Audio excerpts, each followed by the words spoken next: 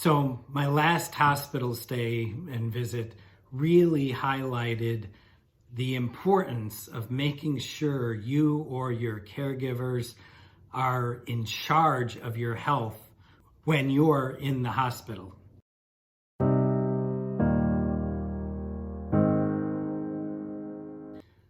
So hi everyone, I just wanted to do a quick little video, an educational video on my last stay at the hospital. And again, the importance of making sure that you're up to date on what's going on with you and that you take charge and advocate for yourself, or your caregivers are advocating for you while you're in the hospital. So some of you know that in regards to my case, I'm being treated by two different hospital systems. My sarcoma specialist and sarcoma center is in downtown Chicago.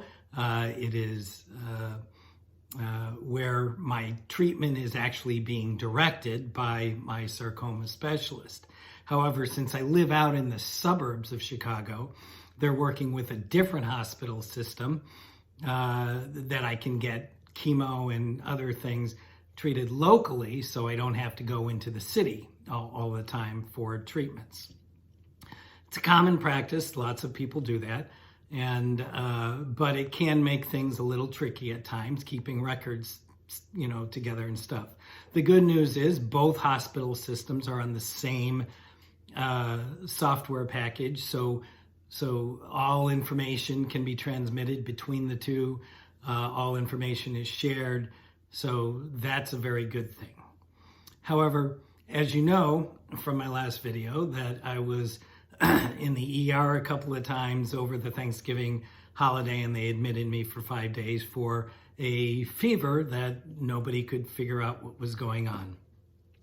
And this trip really highlighted for me the importance of making sure that you take care of your own health, and you know what's going on with you, and you know that you can ask questions or question treatments or whatever it is that you need to do, because you know your body better than anyone else, and you know what's going on.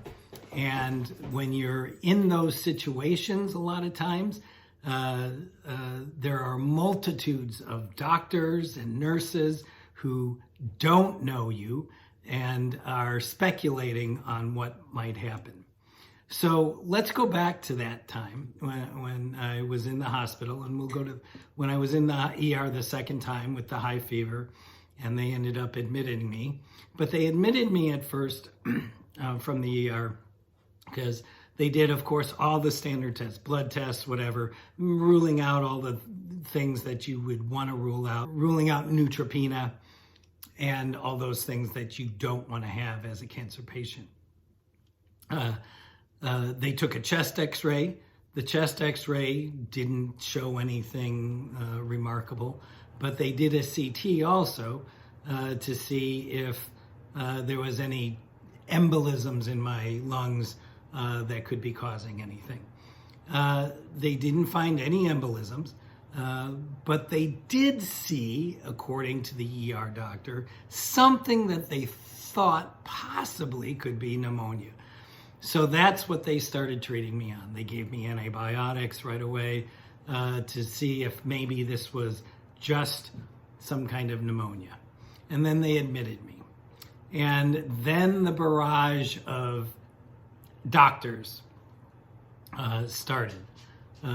I was in the hospital for 5 days, and this included floor doctors, the on-call doctor that I called from my oncologist office, nurses, an infectious disease doctor. All these people were there and trying to figure out why I was having these fevers that wouldn't go away. And they were pretty high fevers that kept spiking. They would go away, then they'd come back, and nobody could figure out what it was. The whole time, though, they pretty much kept me on antibiotics, thinking that maybe it was some sort of bacterial infection. So here's where the knowing your body, knowing your medications that you're taking, and all that needs to come into play. Because the hospital is going to have a list of your medications. They may even go through all your medications with you while you're in the emergency room, or when they're bring you up to a room, they'll go through your medications. And what I was finding is, there are standard medications that I take, and they would bring those to me. But then there is also some medications that they don't give that I take. For example, I suffer from GERD, and I have to take lansoprazole, which is generic Prevacid. For me, it's the only thing that will work for my GERD. I've tried everything else, and it's the only thing that works. Well, they don't provide that at the hospital. They use something called Protonix. Protonix doesn't work for me. So there's no point in them giving me Protonix. I opted instead that if I had an issue, I would use Pepcid, which would give me some quick relief if needed. And that's something you can do. Again, you know your body. You can make these decisions. You don't have to take everything that they give you. Another example was that I have Norco in my medication list. And just because it was in my medication list, people either assumed that I'm in pain and that I would need a pain pill. And so they would come by, the nurses would come by and say, oh, here, I'm going to give you your Norco. Well, I don't need to take the Norco. I wasn't in pain. And I haven't taken Norco in a long time. So again, here's something that they have simply because it's in my medical list. It's something I do have at my disposal, but they just assume that it's something I would take every day or need to take for pain. Again, refused it, don't need to take it just because your doctor or nurse says, oh, it's in your medical list, you need to take it. It's your right, it's your body, you need to know. And a last one was, I typically take a generic Ativan at night just to help me sleep. Now my prescription, for some reason, is for 1 milligram. But the actual dosage that I'm supposed to take is only 0.5 milligram.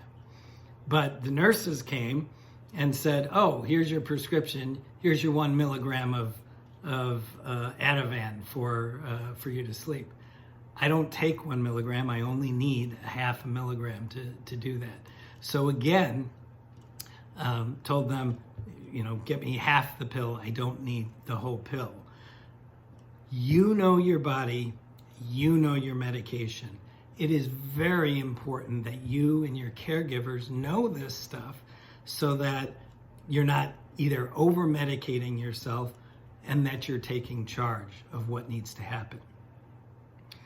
The last part of this whole story is the fact, again, that they kept assuming that this was some kind of bacterial infection, and different doctors, again, would come in with different assessments. And this was probably one of the most frustrating things that I had, is that each day a different doctor would come in and say, oh, we're going to try a different antibiotic because it's whatever doesn't seem to be working. And at one point, I actually had a doctor come in who said, I haven't been able to look at your records at all. I've talked to a couple people, and here's what I think. I think we need to change this.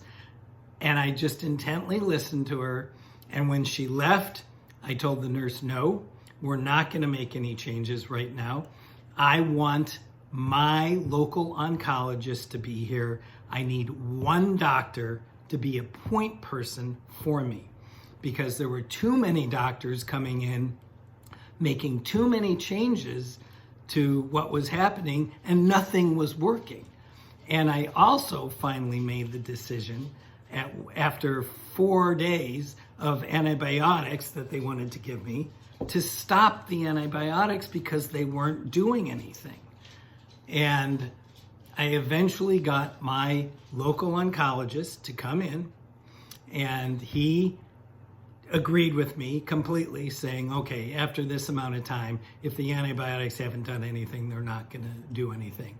And what happened was he and the infectious disease doctor worked together as a team to finally figure out that what I probably was suffering from was tumor fevers. And the tumor fevers are, I guess, pretty common, especially when you have liver metastasis like I do, and that the lesions in the liver were actually growing at the time. So, and that was probably what was causing those fevers. So they came up with a plan to put me on steroids to help alleviate that. And as soon as they did, the fevers broke, and I was able to be released from the hospital.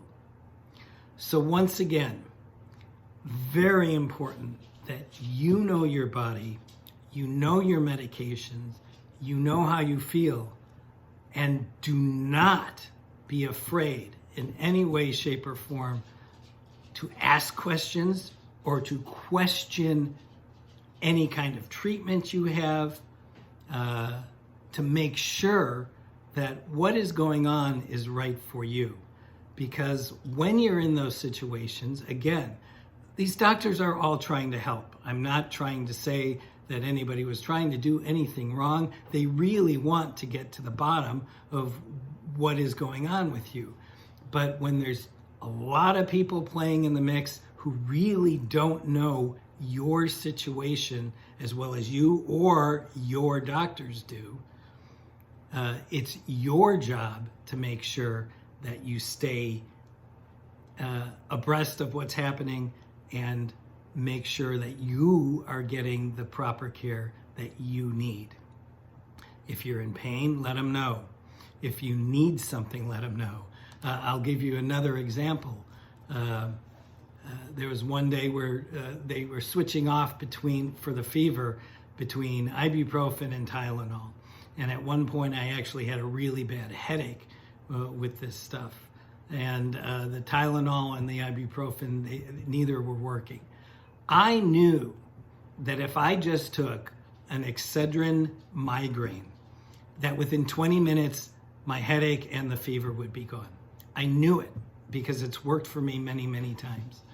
So I asked, is it possible to get a dose of Excedrin migraine?